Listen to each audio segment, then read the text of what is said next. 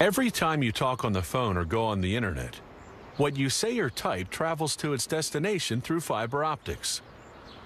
Voice and data gets transmitted via pulses of light through hair-thin glass fibers.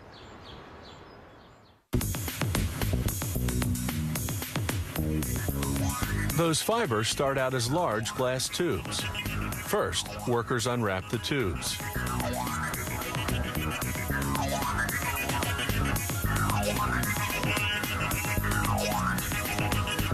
Then they submerge them in a corrosive bath of hydrofluoric acid that removes any oil residues.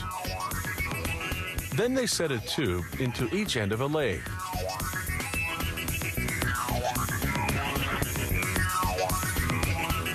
As the tubes spin, they're heated with a hydrogen-oxygen flame. When the glass turns white, it's getting close to hitting peak temperature. At about 3,500 degrees, the two tubes fuse together. They put this new, longer tube onto another lathe. As the tube spins, they inject a mixture of chemical gases inside, while a traversing burner heats everything up. The gas mixture contains liquid forms of silicon, an abundant chemical element found in nature, and germanium, a chemical element similar to tin that's used as a semiconductor in transistors and other electronic devices.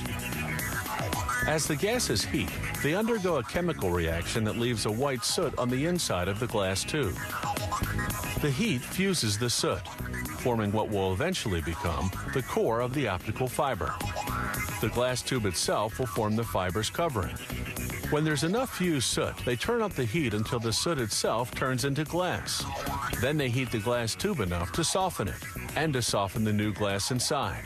The intense heat eventually makes the tube collapse on itself to form a solid rod. The internal structure of the optical fiber has been achieved. But it's in the form of a big bulky rod called a preform. So the next step is to thin it out. First, they excise the preform from the uncollapsed section of the glass tube.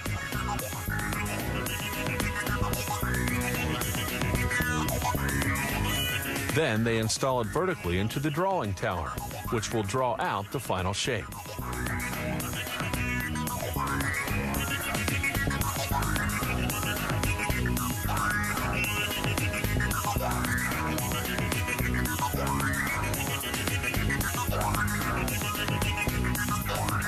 The drawing tower's oven heats one end of the preform to 3,600 degrees.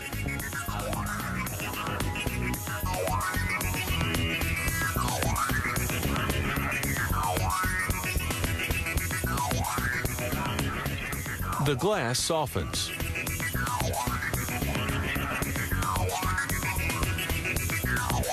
Gravity helps pull it down, like honey dripping from a spoon.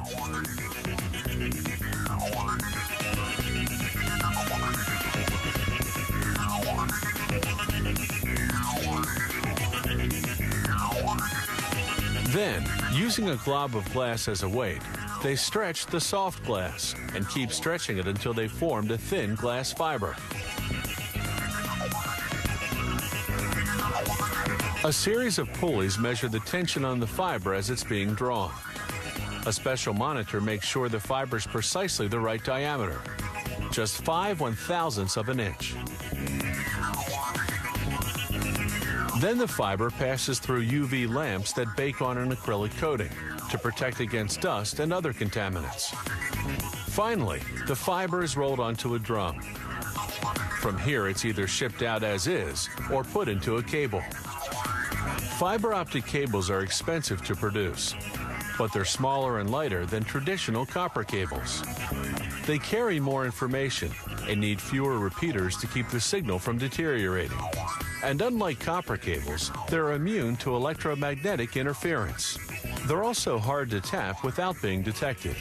And all this is made possible by a complicated process based on a very simple principle: light traveling through glass.